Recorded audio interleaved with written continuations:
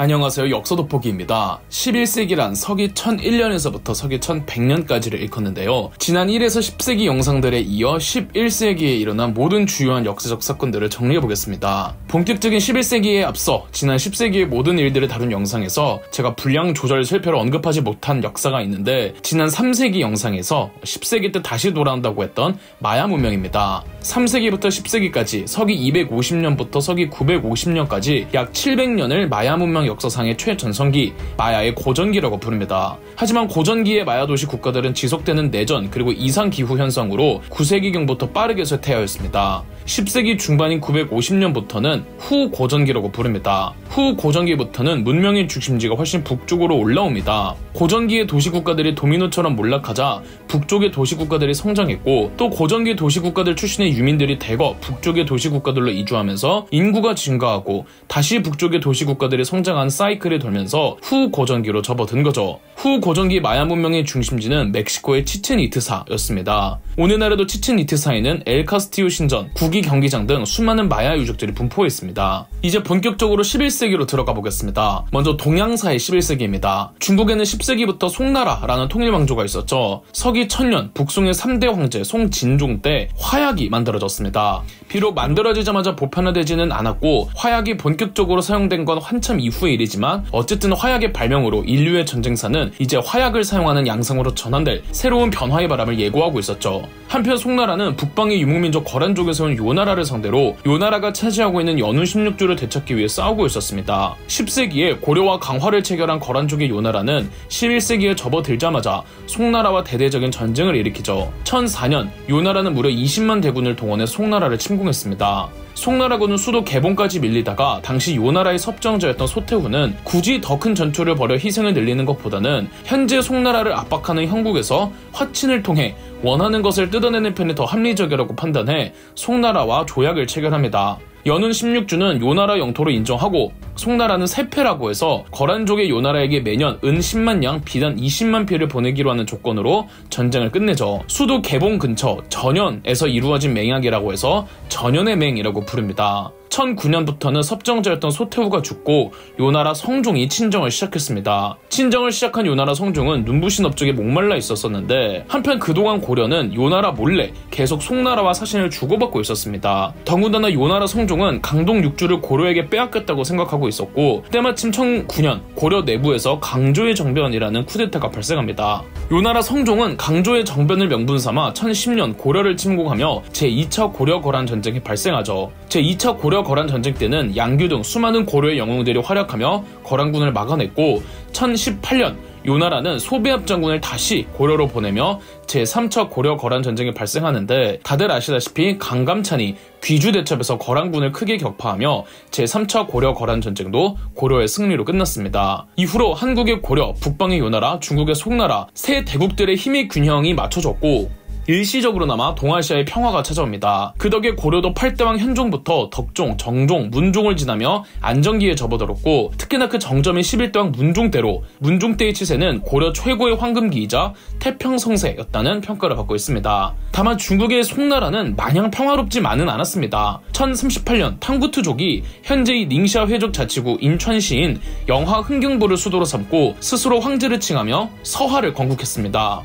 또 다른 정복왕조였던 서하와 송나라는 전쟁을 치를 수밖에 없었고, 1041년에는 호수천 전투라고 송나라가 굴욕적인 대패배를 겪기도 했습니다. 1044년 경력의 화의를 체결해 송나라는 서하의 국가를 정식적인 국가로 인정하고 매년 막대한 양의 세패를 바치기로 합니다. 군사력과 국가 재정력이 치명적으로 약화되고 있었다고 여긴 송나라의 왕안석이 군사력 강화와 재정 강화 등을 목적으로 한 정치개혁 신법을 주장했습니다. 1069년부터 1074년에 걸쳐 왕안석의 신법이 시행됐으나 기존의 법질서를 원하던 구법 등의 반발로 왕안석의 신법은 좌절되고 말았습니다. 한편 중국 송나라에서는 1041년 필승이란 사람이 활자를 통해 인쇄를 하는 인쇄술을 발명해냅니다. 일본에서는 귀족 문화의 정점에 있던 후지와라 가문이 100년이 넘게 권력을 누리고 있었습니다. 그러나 매번 황후나 후비들을 후지와라 가문에서 배출했는데, 헤이안 시대 말기 후지와라 가문의 여인들이 황태자를 낳지 못하기 시작합니다. 1068년 등극한 71대 고산조 덴노는 후지와라 가문과 아무런 연고가 없는 덴노였고, 그 뒤를 이은 그의 아들 72대 시라카와 덴노는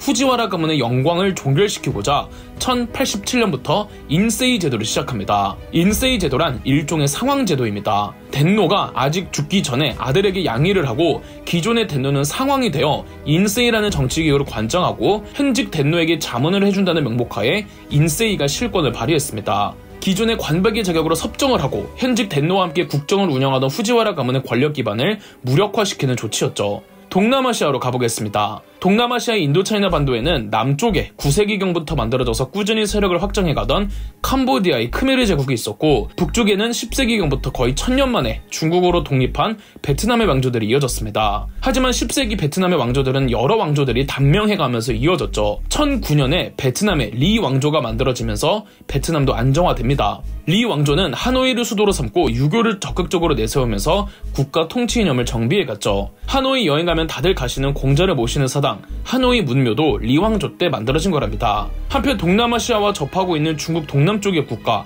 남조국이 10세기경 멸망했는데, 남조국이 멸망하자 남조국을 구성하던 수많은 소수민족들이 동남아시아로 남하 이동하였습니다. 이들은 훗날 라오스, 태국, 미얀마를 만드는데요.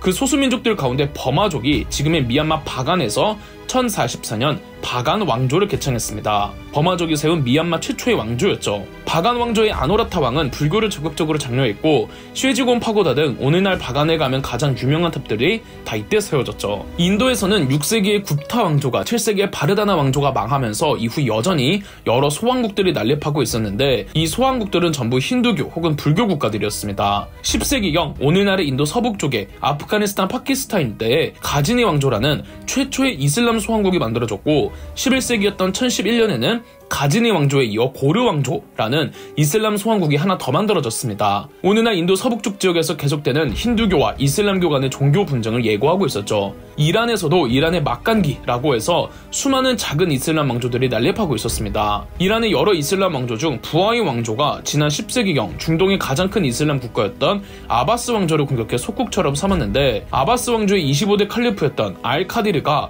부하이 왕조로부터 벗어나며 아바스 왕조의 중흥을 도모했습니다. 한편 이란의 북동부 호라산 지역에서 투르크계 오구주족을 이끌던 토그릴 1세가 1037년 스스로를 술탄이라 칭하면서 셀주크 투르크가 만들어졌습니다. 토그릴 1세의 셀주크 투르크는 아바스 왕조를 공격해 아바스 왕조의 수도 바그다드를 점령했고, 아바스 왕조는 멸망하지 않고 칼리프도 명의직으로 존재는 했지만 셀주크 투르크의 지배를 받는 속국으로 전락했습니다. 기존 아바스 왕조의 칼리프는 종교적 지도자만을 가리키는 용어가 되고, 정치적인 지배자, 그러니까 왕은 셀주크 투르크의 술탄이라고 불렀습니다. 2대 술탄 알프 아르슬란은 동로마 제국 비잔티움 제국과 1071년 만지케르트 전투에서 대승리를 하면서 오늘날 튀르키예 지역 거의 전체를 셀주크 투르크의 영토로 삼았죠. 한편 스페인과 포르투갈이 있는 이베리아 반도의 이슬람 왕국 후우마야 왕조는 1031년 해체되고, 여기도 여러 이슬람 소왕국들이 난립하였습니다. 이제 유럽으로 가보겠습니다. 프랑크 왕국의 해체 후 서프랑크 왕국은 카페 왕조로 대체되며 지금의 프랑스로 이어지고, 동프랑크 왕국은 신성 로마 제국으로 대체되며 지금의 독일로 이어지게 됩니다. 이탈리아는 수많은 도시 국가들이 공존하는 체제였지만, 이탈리아 반도에서 가장 크게 실권을 발휘하는 건 이탈리아 북부까지 영토를 아우르던 신성 로마 제국과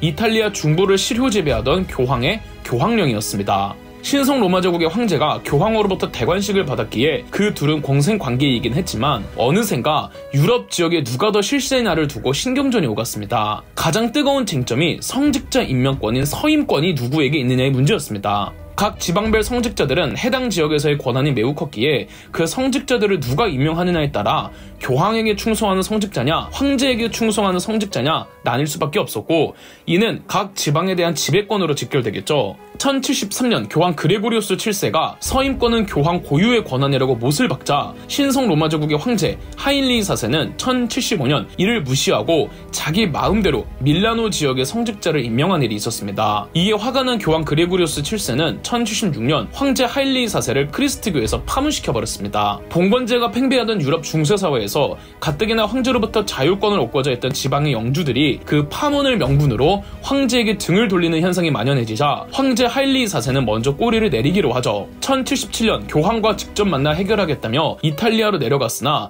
교황 그레고리우스 7세는 황제 하일리 4세를 만나주질 않았습니다. 하일리 4세는 교황 그레고리우스 7세가 있던 카노사 성으로 가서 그 추운 겨울 맨발에 무릎을 꿇고 빌었으며 끝내 그레고리우스 7세가 하일리 4세를 만나주고는 파면을 철회해 주었죠. 이게 그 유명한 카노사의 굴욕이고 교황권이 황제권보다 더 우위라는 걸 입증해보인 사건이었죠. 영국에서는 10세기경 기존 영국 땅에 있던 앵글로색슨족의 7왕국들 중 웨식스가 영국을 통일하며 잉글랜드의 시작을 알렸습니다. 1066년 프랑스 영내 노르망디 지역의 공작이었던 윌리엄이 영국으로 넘어가 헤이스팅스 전투에서 앵글로색슨 군대를 무찌른 뒤 스스로 잉글랜드 국왕 윌리엄 1세가 되었습니다. 이로써 잉글랜드는 윌리엄의 출신 지역을 따와 노르만 왕조가 개창했죠. 영국의 노르만 왕조가 개창하면서 이제까지 고립되었던 섬에 불과했던 영국이 비로소 유럽 역사의 주무대에 등장하게 됩니다. 또 11세기 말에는 세계사에서 아주 거대한 사건이 터지니 바로 크리스트교와 이슬람교의 전면전이었던 십자군 전쟁이었죠. 십자군 전쟁은 다음 편에서 더 자세히 다루도록 하겠습니다. 그럼 역사 돋보기였습니다. 저희 역사 돋보기가 멤버십 가입을 시작했습니다. 멤버십 가입을 해주신 분들 덕분에 영상 제작에 큰 도움이 되고 있습니다. 감사합니다. 영상 재미있으셨다면 구독과 좋아요, 알림 설정까지 해주시면 감사드리겠습니다.